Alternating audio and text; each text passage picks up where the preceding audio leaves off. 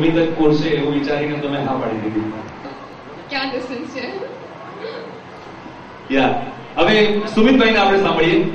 સુમિતભાઈનો શોખ બહુ સરસ છે, વાંચવું. બીજો શોખ છે ચેસ, એટલે કે ગેમ રમવી, ચેસ.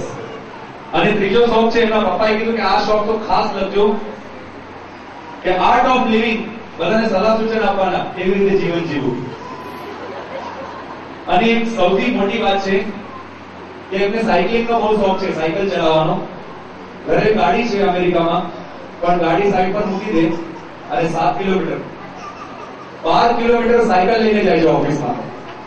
અને સુમિતભાઈને પણ સાંભળીએ કે સુમિતભાઈ, તમને દેવલબેનમાં શું સારું લાગ્યું ને તમે મમ્મી પપ્પાને કીધું कि मम्मी तू कब सास बनेगी, कब मेरी सास शादी होगी, और कब तू दादी होगी. तो एवा मम्मी ने તમે મમ્મી પપ્પાને કઈ રીતે મનાવ્યા, આ એક આન્સર તમારા તરફથી.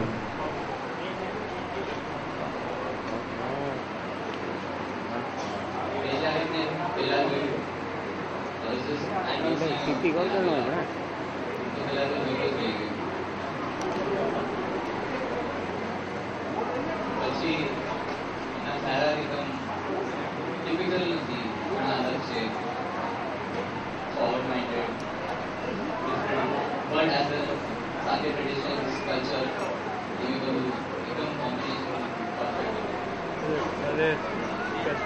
Best चीज ये होगी कि नहीं हूँ perfection, नहीं है perfection. But जरा मैं भिगा हुए हैं, क्या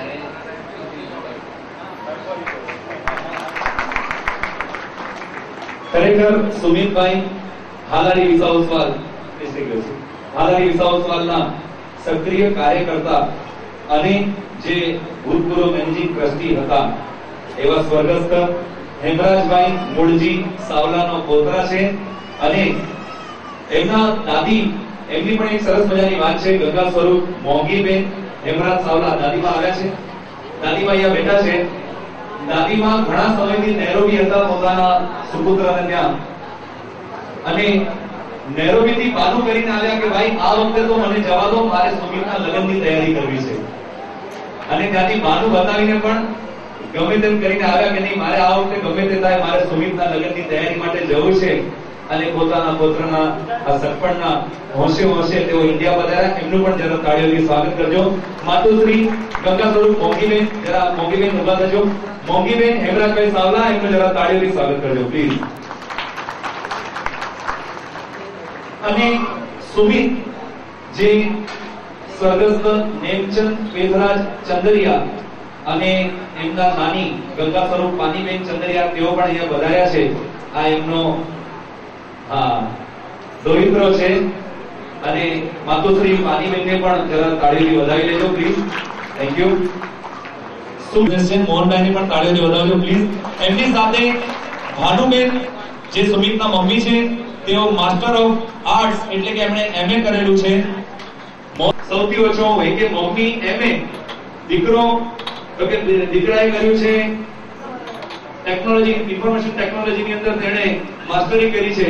અને સૌથી ઓછો ભણેલો હું કેમિકલ એન્જિનિયર છું. પણ ખરેખર આખું વેલ એજ્યુકેટેડ કુટુંબ છે. અને એવા ભાનુબેન, એમને પણ તાળીઓથી વધાવી લેજો. ધન્યવાદ. હવે આપણે સુમિતની એક બહેનો ખરેખર ખૂબ જ હોશિયારી છે. અને એક એની સ્પેશિયલ બેન છે સુમિતની. એ સ્પેશિયલ બેન વિશે મારે વાત કરવી છે. સુમિતની એક સ્પેશિયલ બેન એટલા માટે કે સુમિતનો અને નેહાનો બંનેનો બર્થડે એક જ દિવસનો છે, 2 એપ્રિલ. 2 એપ્રિલના દિવસે બંનેનો જન્મ થયો, સેમ ડે. અને નેહાએ 27 નવેમ્બરના લગ્ન કર્યા. સુમિતે કીધું કે બેન, આપણા બંનેનો જન્મ એક જ દિવસનો, તો લગ્નની અંદર પણ કેમ ફરક કરીએ, હું પણ તારી પાછળ આવું છું. અને નેહા એમની બેન છે, જે કેશવજીભાઈ સાવલાની સુપુત્રી છે. અને બેન કરતા પણ અધિક છે, કારણ કે બંને સેમ એજના છે અને ખરેખર ઉપર નીચે જાય છે. અને એવા નેહાબેન, એમના લગ્ન હજી હમણાં 1 મહિનો પણ હજી પૂરો નથી થયો, એમાં પણ 2-3 દિવસ બાકી છે. અને આપણા જમાઈ રાજા અભયકુમાર, તમે પણ ઉભા થઈ જજો. આ બંનેને જરા જોરદાર તાળીથી વધાવજો પ્લીઝ. ચિરંજીવી નેહા અને અભયકુમાર, થેન્ક યુ. હવે આપણે જરા સ્પીડથી કામ કરશું. બીજા સુમિતભાઈના પ્લીઝ. હવે આપણે કાકાઓથી શરૂઆત કરીએ અને પછી એમના દીકરાઓથી શરૂઆત કરીએ. સુમિતભાઈના સૌથી